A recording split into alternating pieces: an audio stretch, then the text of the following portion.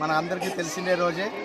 మరి శ్రీకృష్ణాష్టమి యొక్క ప్రత్యేకతని పిల్లలకి అందరికీ కూడా మత సాంప్రదాయాల్ని, తెలుగు సాంప్రదాయాల్ని అందరినీ గుర్తుంచే ఉండే విధంగా ప్రతి ఒక్కరూ తెలుసుకోవాలనే ఆలోచనతో మా పిల్లలతో అందరూ కూడా చాలా ఉత్సాహంగా కృష్ణుని వేషం అయితే ఏమి, తర్వాత గోపికలు అయితే ఏమి, రాధాలు అయితే ఏమి చాలా చక్కగా రెడీ అయ్యి వచ్చారు.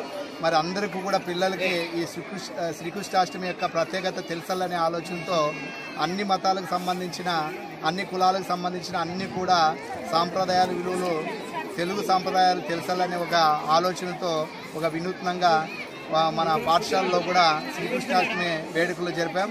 మరి దీనికి సంబంధించి చాలా అధ్యాపక బృందం అయితే ఏమి, మా విద్యార్థులు అయితే ఏమి అందరూ కూడా శ్రీకృష్ణాష్టమి కారాగారం అయితే ఏమి, తర్వాత కృష్ణుని విగ్రహం అయితే ఏమి, ఉయ్యాలైతే ఏమి అన్ని చక్కగా బాగా రూపొందించారు. మరి అదేవిధంగా చాలామంది చిన్ని కృష్ణులు ఇక్కడ ఉన్నారు.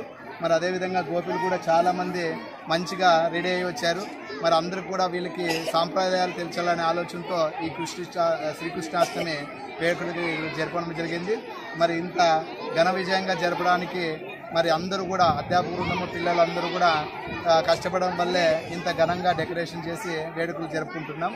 మరి ఈ అవకాశం అంటే ఈ యొక్క కృష్ణాష్టమికి వచ్చి ఇచ్చేసి అందరూ కూడా జయప్రదం చేసిన దానికి ప్రతి ఒక్కరికి కూడా ధన్యవాదాలు తెలియజేస్తున్నాం.